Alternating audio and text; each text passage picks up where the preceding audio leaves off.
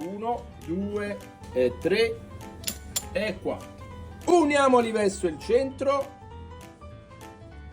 La domenica napoletana, per capire, devi viverla, anzi, mangiarla.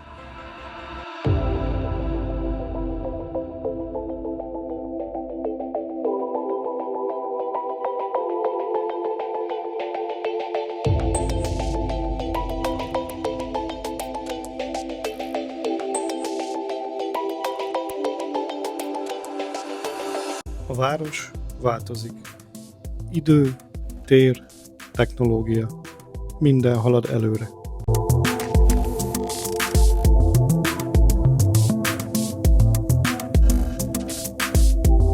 De vannak dolgok, amik nem változnak.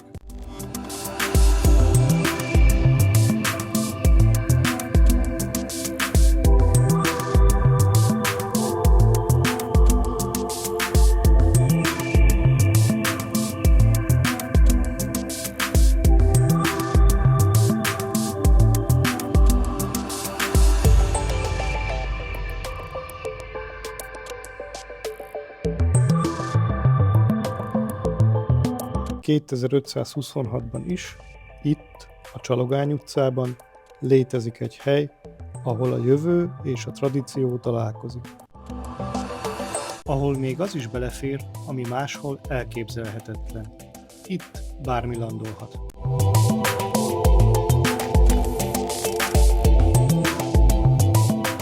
Ő Ravecki Miklós. Pizzás, barát, alkotó, innovátor. Pizzéria tulajdonos, aki kicsit a jövőből jött. Egyszerre őrzi a nápolyi hagyományt, és írja a magyar pizza jövőjét. Egyúttal ő a Hungarikum pizzák alkotója.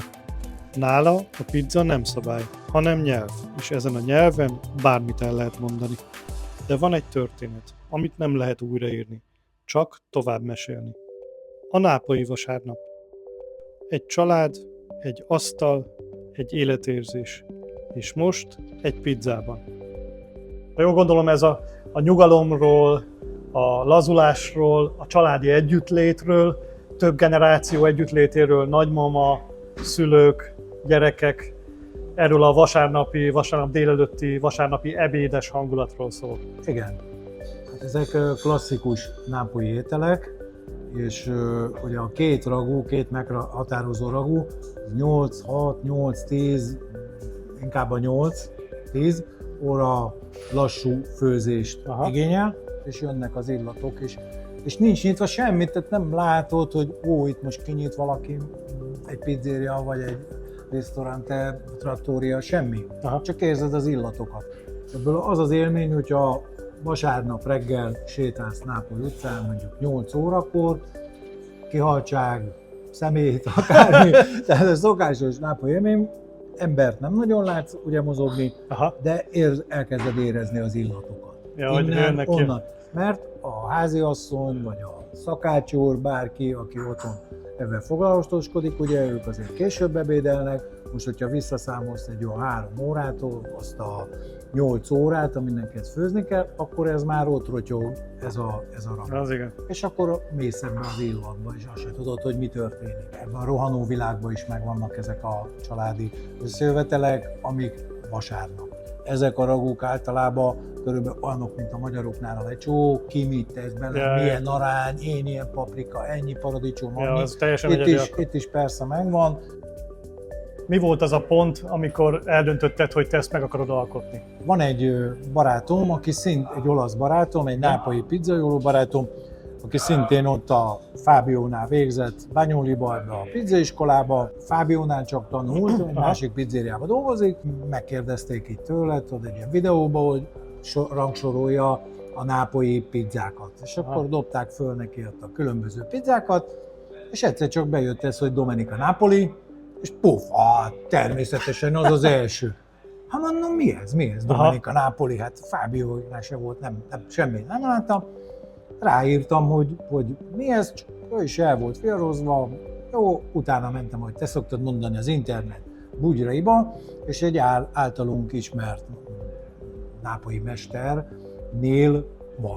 aki Van, bemutatta. vannak nyomokban Vannak nyomok, tartalmazza. de az internet. És akkor azt mondtam, hogy hát ezt meg kell csinálni. Aha. Ez egy tisztelgés nápolyi Így van. hagyományok, Tradíciók. tradíciók előtt. Ugye mi tradicionális, nápolyi, klasszikus, nápolyi pizzéria vagyunk, mi idézőjelben leragadtunk ennél a klasszik nápolyinál, és akkor azt mondom, hogy ez mint egy árszpoétika is lehetne. Nem én innováltam ezt, van, amit megörököltünk, és a nápolyi ragunk, ugye fönn van a Fermentó étlapján, az Igen. adja magát, és akkor elkezdtem én is kísérletezni, és bár nem itthon kezdtem a kísérletezést, hanem kint Spanyolországban, ott van egy szicíliai barátom, aki pizzajóló, Aha. és hát ő volt ugye a tesztelője, hogy na ez mi is. Kezd. Azt mondta, hogy oké. Az igen. Mehet. Hát a legnagyobb kihívás a türelem. A türelem. Lassú főzés, ugye a két alapragúnak a titka. Igazából nem volt olyan nehézség. Ott a salsiccia és friariellinél gondolkodtam, hogy ott mi legyen. Végül is ennél a krémes verziónál döntöttem, hogy ha már a többi is ilyen ragúszerű, ilyen krémszerű, akkor ez is úgy legyen. Illetve hát tesztelés ment, hogy a salsiccát mely módon készítsük el. Maradtam a hagyományos nápolyi módnál. Van-e valami gyerekkori élményed, ami kötődik ehhez a millióhöz, ehhez a gasztronómia élményhez? Vasárnapi húsleves és a rántott hús, ez attól messze van, de maga az az élmény, amikor tényleg a 3 generáció összejött nagyszüleimmel, ugye az unokatestvérek, tehát sok ilyen családi ebéd, az azért még egy lelassultabb világ volt, de hát ott is ugye még volt kommunista szombat, tehát igazából vasárnap értek rá Így van. az emberek.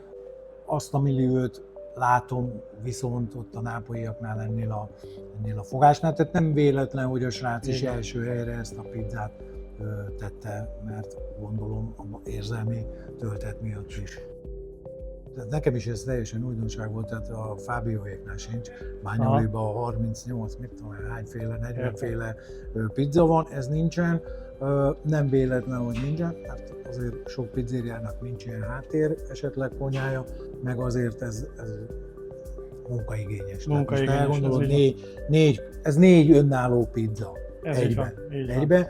Hogyha ezt te étlapon tudod tartani, és bejön, hogy készüljél föl alapanyaggal, mint legyen, tehát mi is úgy tervezzük, hogy bizonyos napokra ráfókuszálunk, és akkor akit érdekel, akkor meg tudja kóstolni. De ezt azért egy étlapra nem lehet fölvenni. Elképzelhető, hogy majd látják ezt a videót, visszacsatolódik oda Nápolyba.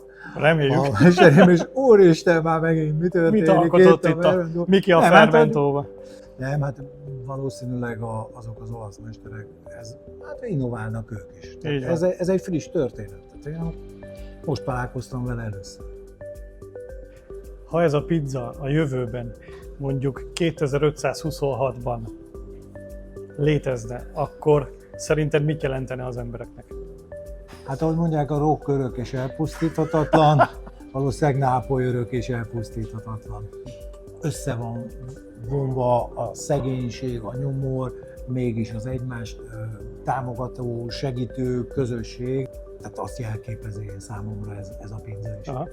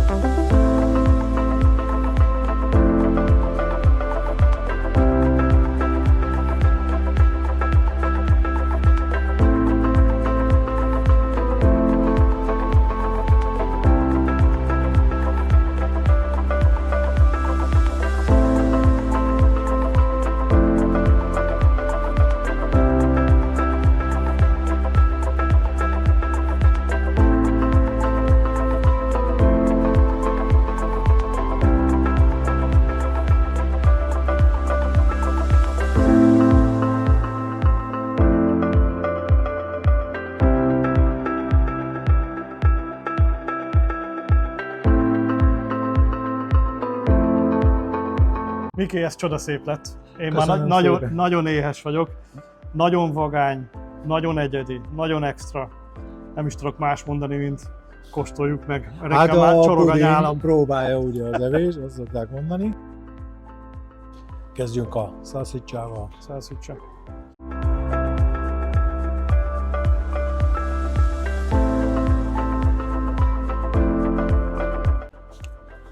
Kétféle módja van a szalszicsának. Ezt most egy ilyen hagymás alapon futtattam meg, hogy van a másik, a főt. Most ezen teszteljük, hogy melyik legyen az igazi megoldás.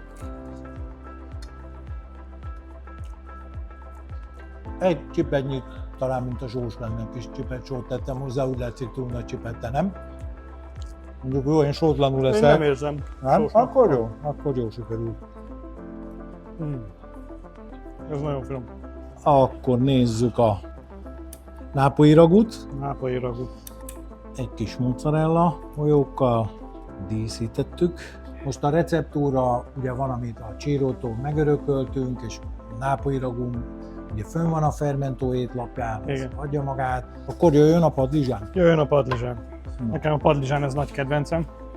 Kíváncsi leszek.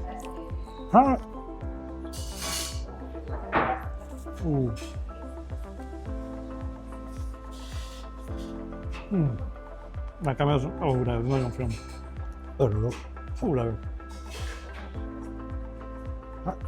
Egyszerű íze. Tehát azért ott a padlizsán, De hogy, nagyon hogy finom. átsült, pedig brutál mennyiségű parmezán van bennem, meg ott van Totál ugye a visszaadja, paradicsomragú. mint hogyha rámennék egy padlizsán lazanyára.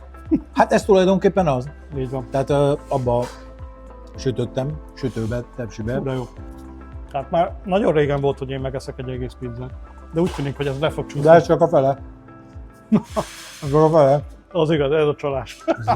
De azért Hú, de jó. van anyag.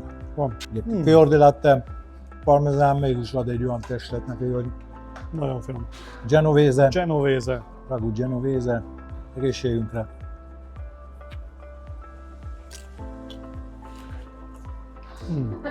Hú, de jó. Tehát mondanám, hogy ez a kedvenc, de mégsem ez a kedvenc, De mindig- mert mindegyik kedvenc, de Mindegyik. most Nem tudom mivel megmondani. ez egy ilyen frissítés, új dimenzió. Nem tudom megmondani, hogy melyik a legjobb. Mert mindegyik más miatt a legjobb. Más. Hú, de jó.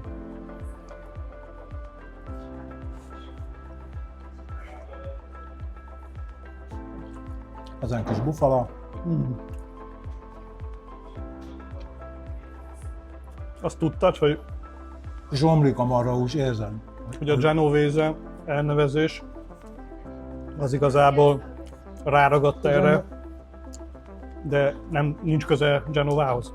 Nincs, hanem több verzió van, hogy szerették ezt a genovai hajósok, vagy egy odaházasodott genovai matróz csinálta, de Ja, Genova környékén nincs ilyen étel, tehát valószínűsíthető az, hogy újdonság volt ott a genovai hajósoknak, és akkor valahogy ez ráragadt ez a név.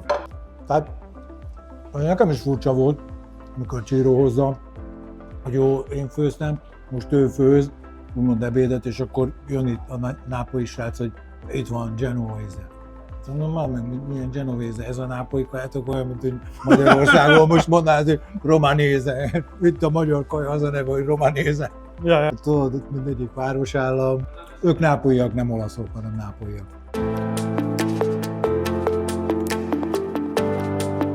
Miki, akkor fussuk át ezt a 4 ízvilágot, a feltételezést.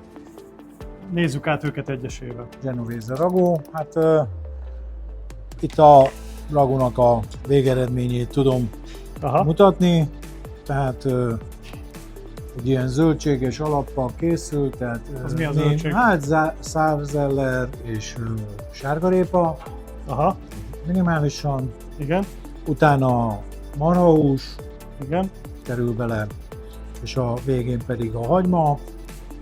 Érdemes, hogyha csak a hús nélkül csináljuk, akkor 3-féle hagymával, tehát vörös hagymával, lila hagymával és abban a fehér hagymával Igen. készíteni, egyharmad arányba. én itt ebben az esetben 2/3 lila hagymát és 1/3 vörös hagymát alkalmaztam, használtam, Igen. és akkor itt a türelem, És akkor 8-10 itt óra. gazdagon hagymával, igaz? Most mondom azt, ami szerintem egy jó arány, hogy mondjuk egy egység húshoz, tehát mondjuk fél kiló húshoz használsz egy olyan 1,5 kiló hagymát. Az igen. Tehát az 1/3-hoz. Aha, körülbelül. Ez egy jó, tehát ez mostan 1/2-höz sikerült. Tehát ez azért bővebb most Oké. hússal. Erre kerül egy kis buffi, Aha, mozzarella di bufala, azt tépkedünk rá így van. ízvilágba. Nápolyi ragú az ugye mondtam 3-féle hús, marhahús, sertéshús és salsiccia. Tehát ez a, megmutatom itt ezt a kolbászt, ez 1/3 arányba kerül bele.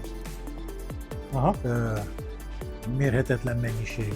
Bazsalikom, tehát friss bazsalikom, nem szárított bazsalikom, Aha. friss bazsalikom, és szintén ez a 6-8-10 órás lassú tűzön való köcsögtetés, vagy köncörgetés, lassú, hogy szétesik a végére már a hús Aha. magától szinte, és besűrűsödik a paradicsom, tehát ugye a másik paradicsom. aha. És erre még akkor megy valami utófeltét? Erre utófeltétnél ilyen kis mozzarella Golyó. golyókat teszünk, vagy lehet még én szerintem utólag rátenni, az is egy jó fajta, vagy egy jó dolog, hogyha stracciatellát Aha. még úgy utólag teszünk. Aha. Az is nagyon jó megy ehhez a ragúhoz. És itt láttam olyan megoldásokat is, hogy húsgolyóval is készítik, tehát hogy megvan a hús ragú. Van olyan, és igen, akkor és akkor mellé még még golyó. külön, igen, a húsgolyó. Akkor abban egy pizzára például a maestro az Igen, 3 darab igen, golyót ő tesz. azt a húsgolyós verziót csinálta. Aha. És egyébként a húsok maguk, hogy az melyik része az állatnak? Hát, Az számít, hogy melyik húsból dolgozol? Te miből megint dolgoztál? azt mondom, hogy én itt a Genovese-nél, meg ennél is úgy szoktam csinálni, hogy egyrészt teszek bele szárazabb húst, másrészt kell bele kollagénképző hús is. Tehát Aha. ebbe például volt a versenyről maradt marhapofánk, tehát ebbe 1/3 marhapofa, 2/3 mondjuk marhacomb. Ja, lett értem, az, és hogy adja meg a balanszot. Tehát az adja meg igen a balansz. Tehát nem kell itt a nagy, magas minőségű hátszíneket beletenni, hogy a kollagén képződmény azért legyen olyan. Na. Mondom, 8-10 óra alatt bármelyik hús azért megy. Kinek mi az, amit szeret. Aha. Jó. Tehát mondjuk, mit tudom én, a nápolyi ragúnál ott van comb, legyen benne zsíradék, combot teszünk. Most van, aki hallottam, hogy nem szerető, karaja. Hát azért az egy kicsit száraz, lehet karaja is. Mit Aha. combbal Ja, dolgozom tiszta. például. Akkor jön a harmadik íz. Hát a harmadik íz ugye a parmigiano, melanzane, ez ugye sütőbe készül. Ez igazából egy kicsit megválunk. lazanya, Hát nem? egy padlizsános lazanya. Tehát ott a tészta helyett ugye a padlizsán Így van. rétegeket teszel. Ebben nincsen becsamel. Aha. Egyébként Ja. gondolkozunk rajta, hogy csinálni, biztos nagyon Aha. finom legyen bechameles dolog. Én annyi trükköt csinálok, hogy van benne kicsit tojással kevert paradicsom. Kiveszek a tojással, igen, a tojást, egész tojást fölkeverek kicsit paradicsommal, leteszem ugye a kivajazom a temzsét, leteszem a előre megsütött ugye padlizsánt, Az frituba, ugye? frituba, vagy egy lábosba, csak épp, hogy úgy szint kapjon, egy kicsit aranyszint, megforgatod, kisütöd, jól lecsepegteted, rápakolom, utána rákenem ezt a tojásos paradicsomrét, utána simán a sűrű paradicsomot, én pópával dolgozom, Pópával, aha. nem turmixolom le, Aha. legyen rustikus, Igen, tök jó igen, darabok legyenek, Aha. bazsalikommal, minimális kis olivával, A tojásnak mi a szerepe? tojásnak az a szerepe, hogy az tulajdonképpen az is ott sül meg, mint egy ilyen rántotta, és az is képez egy ilyen réteget. Mert Hogy van, nem aki folyik például szét. a padlizsánt bebundázza, és úgy teszi Ja, be. értem. Én Aha. nem bundázom. Aha, aha, Ez- aha. Ez is gondoltam, hogy egy ilyen becsamellel is meg lehetne bolondítani. Az majd a Csak 2.0-ás akkor a tojás. verzió. Igen, és akkor utána ugye teszed el a paradicsomot, aztán ugye a parmezánt, egy kis fiordi lattét, és akkor megint jön a padlizsán, tojásos paradicsom, ja, és akkor közé még szórok bele apróra fölvágott, mint a petrezselyen, zöldjét tudod, petrezselyemet fölvág, Aha. fölvágom a bazsalikomot, még oda is szórok Aha. rá bazsalikomot így a rétegek közé, és akkor eljut 3 réteg tetején ugye a sajtó, és akkor be a sütőbe. Aha, aha. És akkor ez így készre van sütve, És akkor ebben hogy ebből lesz egy olyan darab formátum, lesz. hogy pizzára rakható? Hát fölvágod ugye ezt ilyen kis apró kis kockákra és porciókra, és akkor ráteszed. Tehát ez is valamikor így nézett Így ki. nézett ki. Így nézett ki. Aha. Tehát, hogy úgy mondom, reggel még ez így nézett ki. Egyébként a Maestro-nak a videójában én azt láttam, hogy ott pürésített, krémesített, lenyomta valószínűleg Igen. mixerrel ilyen baby kompatibilis Igen. üzemmódban. Hát az olyan volt. De Ja. én úgy voltam vele, hogy akkor ezt így. Ja, rusztikusabbra. Majd ott rátérünk a Friariellire, ott viszont én is a krémes változat. Ja, na, akkor ugorjunk is a... Döltöttem az ugye hát utolsóra. az utolsó tételünk, ugye itt szó van erről a Friarielliről, Úgy, a gyerekek, zöldségről. ez nápolyi nagyon-nagyon jó zöldség. cucc. És ebből is van több Tényleg fajta. egy- Ebből is hát van több- több fajta. Persze, meg az Van elkészítési mód. Vad van- nápolyi, ami a legfinomabb szerintem, de több is. Ezt hívják brokkoliszárnak is egyébként. Igen.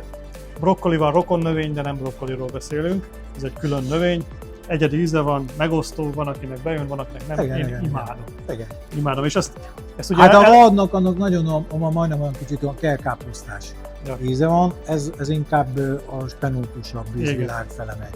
Jó, én csak ez úgy a hívom, hogy a rész. hínár. A hínár, hát igen, Na, és kinézetről, a hínárt és azt hát ebből, megfutatod egy kicsit a hínárt, nem? persze, és akkor akkor az hogyan? ebből lesz ez a letúrmixolott, tehát ebből lesz ez a És akkor ezt mivel? a Fokhagyma, olaj. fokhagyma, egy kis chili, olaj, és akkor kész összeesik. Aha, Tehát lesz ekkora púp ugye a serpenyőbe, és akkor szépen aha. lefonja. Tehát ugyanúgy, És mint akkor ahogy kap a egy spenótot turmixot a csinálod. végén. Igen, mert ez én azt mondtam, hogy ezeket rátenni, más az, hogy egy egész pizzára dobod rá a zöldséget, a friarélet, oké, de most egy olyan kis cikkelybe ez úgy praktikusan. És akkor Itt ez praktikum, jön ugye vissza ez újra a itt salsiccia. hát a salsiccia-nak a nyersebből Mhm. változata, kétféle elkészítési mód van, ugye ez lesz belőle. Ez a mód, amit most itt látok, ez egy kis hagymát ledinsztelek és kicsit lepirítom. Aha. Van egy, ugye a magyar kolbász füstölt kolbász ízekhez vagyunk szokva, ez pedig egy ilyen ecetes tartósítást kap, amit ugye nem szeretnek sokan, és akkor így lehet elvenni. Ez az egyik változat. Aha. A másik változat, amikor ezt mint egy krinolint megfőzzük, Aha. és akkor ilyen fehéres lesz, fehér megkapja ugyanúgy a hőkezelést. Ezt nem tudod rátenni így a pizzára, mert olyan, mint amikor töltöd a kolbászt, a Igen. kolbászként, tehát ezt nem tudod Igen. szétszedni. A főzés eleve ugye higiénia, ez kell a sertéshúsnak, és akkor elmegy azért ez az ecetes. Ennek egy kicsit megmarad az ecetes íze, hagymával díszteled, akkor nem marad meg. Aha. Most ez maradt itt ezekre a pizzákra, most így a tesztet nézve, meg a hagyomány nézve marad a főzés. Aha. Aha. Mert így akkor már hagyma, már majdnem olyan, mint egy magyar, basszus, hát akkor inkább rátennék egy magyar kolbászt, de ez nem arról szól, ez akkor még ez közelebb. Illetve hát ez az mányolíva is úgy volt, hogy megfőzték és Aha. akkor ültették rá. Na, tök jó. És akkor ugye ennek pedig kap mellé ugye egy provola affumicata, tehát egy füstölt mozzarella. Most ez éppen belendult, mindegy nézzük, mutassuk, ne reklámozzuk itt a dolgot, tehát ez egy füstölt mozzarella golyó, ezekből ugye ilyen apróra vágjuk, szintén ugye az eloszthatóság miatt jobban egy kis negyedcikkelyre, tehát nem a hosszanti, ugye fiordilátésra szokták vágni, de mivel itt ilyen negyed van, inkább ez a kockás Aha. felvágás van, meg nálunk itt a 4 sajtos pizzába is ugye ez a füstölt csaj, csak itt nagyobb állagba. Aha. Most ebbe így a kisebb verziók tettük. Tehát ezek itt az alapvető hozzávalók, ugye a végén bazsalikommal és hát parmezánnal, 22 hónapos, most ez a parmezán, amit használunk. Aha. Az még ami, és hát extra szűz olívaolaj. Tehát az innováció az nem az enyém, azért van egy kis csavar majd, azt meglátjátok a következő pizzánál, azért tettünk hozzá egy kis mikis csavart, fermentós csavart, de hát az innováció az a nápolyiaké.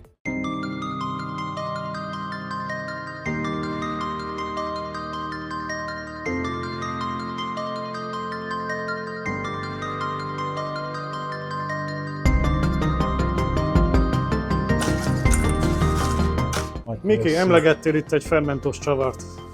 Igen, Nagyon sejtelmesen, mosolyogva, semmit el nem árulva, de nem, akkor hát, lássuk. Legyen meglepetés.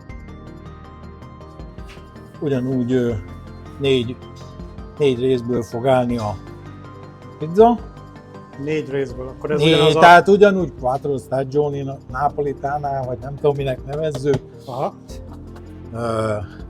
Csak hát azért aki ismer, az tudja, hogy szoktam néha eléggé őrült dolgokat művelni én is a pizzával. Én már csak tanúsíthatom. De azért ennek is megvan a miértje. Tehát ez egy 4 alapvető nápolyi étel, és azért aki járt már Nápolyba és ismeri a nápolyiakat, azért tudja, hogy édes szájúak.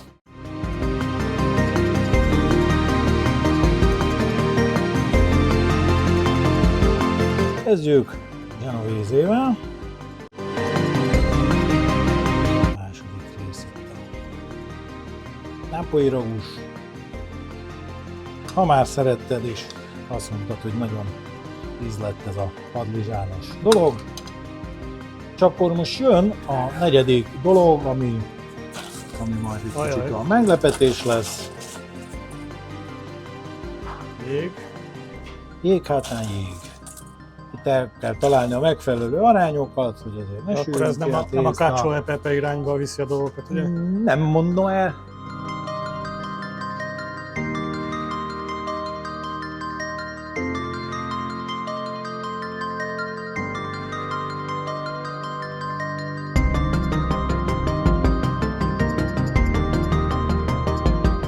Édes szájúak, ezért úgy gondoltam, hogyha egy vasárnapi ebéd után a desszert nem maradhat el. Ez a Fermento híres hírhet mákos gubája, De az ám. de nem ez fog most rákerülni, Na. mert azért Nápolyban nem szeretik, tiszteljük őket, a mákot az olaszok nem eszik. Igen. Ez egy másik vendégé lesz, Ó, ugye? pedig már azt hittem. Ugye? Hanem egy Mi az, amit szeretnek? sok mindent szeretnek. Én egy frangepán Frangepán krém. krémes, ami Ez tulajdonképpen mit jelent? egy mandulakrém. Aha. Mandulakrém, megbolondítva egy kis calvadosszal. Ó, Ez egy ilyen rustikus verzió. És utána pedig egy almaragú kerül rá. almaragú, azt a... Megihletett erre a verseny, ez egy versenypizzám volt, illetve hát egy hasonlót készítettem frittába, most legutóbb Riminibe. A te körtés pizzád ihletett meg, igen? csak hát a körte már le van lőve, akkor legyen az alma. Tehát Aha. készítettünk egy ilyen mazsolás almaragút, ott a versenyen még volt egy ilyen elősütött almadarabok kerültek rá. Ugye ez egy maragú, ez lesz maga a desszert, nem sajnáljuk, ott legyen az íz. Ó, Nápolyban most forognak a sírjukban a nagy pizzamesterek, hogy hova mivé vált ez a világ, de hát ennyi bohémság szerintem belefér. Dolce pizza, nagy kanállal, Igen. magzsoljuk az élvezeteket. És ez micsoda? Ez egy kis vaníliasodó. Vaníliasodó. Vaníliasodóval még egy kicsit így megöntözgessük, hogy csusszon, Ez nagyon kemény. és Mandula, pirított. a mandula krémmel kezdtük, és akkor a tetejére egy kis pirított mandula. Itt a desszert. Tehát így kezdjük, lazán kezdünk egy kis zöldség, egy kis előétel, a padlizsános, utána rámegyünk a ragukra, azért kis borocska, söröcske, és hát a végén ott van a desszert. Ez nem semmi. Tehát ez egy ilyen... Ez egy igazi mikis innováció, de a tradíciókra építve nápolyi Lehet, hogy gyökerekkel. tradícióvá válik egyszer. Ami tradícióvá válik, így van, mert a tradíció is egyszer innováció volt, ahogy te mondtad. Igen. Nem én mondtam, Círja papa, aki ismeri Círják Gyurit. Ó, az igen. Reklámnak a helye, az ő szólása, mondása volt, lehet, hogy ő is valami kínai bölcstől, nem tudom kitől, Aha. vette, de én tőle hallottam. Na, hát akkor vágjuk fel. Akkor kezdjünk a desszerttel. Így van, Mi már így- jól így laktunk, van. akkor nézzük meg a Most csak a desszertet. desszertre koncentrálunk. Most csak rámegyünk a desszertre. Hát itt egy kicsit összefolytak a dolgok, de hát Nem baj. azért próbáljuk.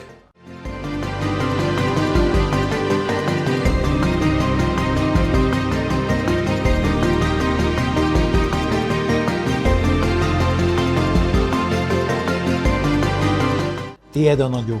Jó. Vagy a fene, ez meg hosszabb, nem tudom. Tortaszalát. Ez nagyon ott van. Mákos gubásod után, ugye én próbálkoztam a diós gubással, Igen, a De diós gubádza. akkor ez meg gubázza di Calvados. A versenyen valami nagy almás sütie duma volt. Ez nagyon finom. Ezt majd össze kell kanalazni, de nem hagyunk meg belőle egy falatot se, az biztos.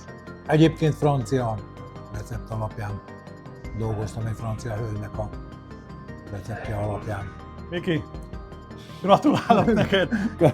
Ez baromi jó volt, ez nagyon finom volt. Nekem ez a legnagyobb boldogság. Én megmondom hogyha őszintén, én semmit nem hallottam erről korábban, úgyhogy itt a te információ megosztásod után mentem ennek a témakörnek utána.